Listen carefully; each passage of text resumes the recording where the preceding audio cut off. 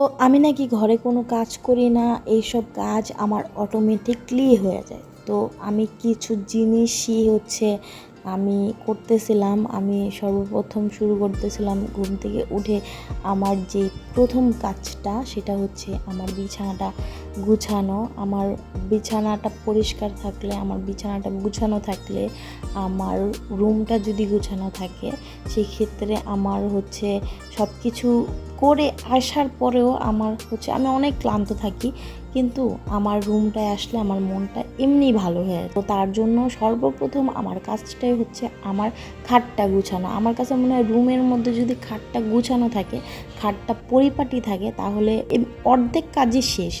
তো ঘুম থেকে উঠে আমি আগেই আমার বিছানাটা পরিষ্কার করে নিছি, বিছানাটা গুছায় নিছি, অ্যান্ড তারপরে আমি ঘর ঝাড়ু দিতেছি। আমি ছোটোবেলার থেকে দেখে আসতেছি আমার মা চাচিদের, বিশেষ করে আমার আম্মাকে, যে ঘুম থেকে উঠেই বাসি ঘরটা ঝাড়ু দিবে। তো আমি তাড়াতাড়ি উঠি আর দেরি করে উঠেই আমি আমার রুমটা, আমার ঘরটা পুরোটা ঝাড়ু দিয়ে নিতেছিলাম।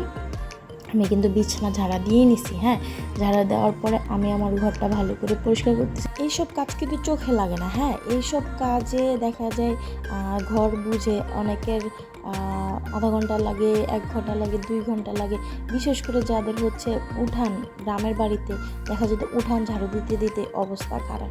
তো ঘর বুঝে আর কাজ বুঝে ঘর গুছাইতে আমার মনে হয় যে ঘর গুছানোটাই খুব টাফ। আপনি এক সাইড দিয়ে গুছাবেন, আরেক সাইড দিয়ে জিনিসটা আওলাঝাওলা হয়ে যাবে।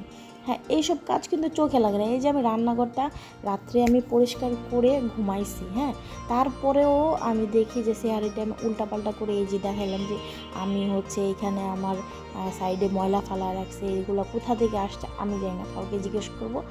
ঘরের মধ্যে কয়জনই মানুষ, 2জন 3জন মানুষ, ভাই কারে জিজ্ঞেস করবো? কিন্তু ঘুরে ফিরে নোংরা কিন্তু ওরাই করতেছে, ময়লা কিন্তু ওরাই করতেছে। এই যে ক্লিন করতেছে, এই যে পরিষ্কার করতেছি, এগুলো কিন্তু চোখে লাগতেছে না। এই যে এখানে আমার হাঁড়ি পাতিল রেখে দিছে, সিহারির হাঁড়ি পাতিলগুলো আমারও সিহারি করার পর ভালো লাগে নাই, আমি তখন ধুই নাই। তো কতগুলো থালা বাসন জমছে, তো এগুলো আমি ক্লিন করতেছি। এগুলোও কিন্তু তার চোখে পড়বে না। তারপরেও শুনতে হবে যে কী কাজ করো, এগুলো তো ঘরে মানুষ করবেই, এটা তো করেই। আমাদের আর কি কাজ? এটা তো তোমাদেরই কাজ, এটা তো করবেই। বাট এতে কিন্তু কোনো এনার্জি হয় না, এতে কিন্তু সময় যায় না। এই যে কাজগুলো, এগুলো আমাদের আলাদিনের চেরাগ এসে আমাদের করে দিয়ে যায়, ঠিক আছে? এগুলো চোখে লাগবে না। তারপরে দিন শেষে কি বলবে যে কি করো সারাদিন, খালি খাও আর ঘুমাও। তারপরে আমাকে কি উপাধি দিছে, জলস্থির মতো ফুলতেছো, হাতির মতো, আরও কি কি আমার এই মুহূর্তে মনে আসতেছে না। আমি অবশ্যই তোমাদের সাথে এটা শেয়ার করবো যে আমার এইগুলা বাণী শুনতে শুনতে জীবন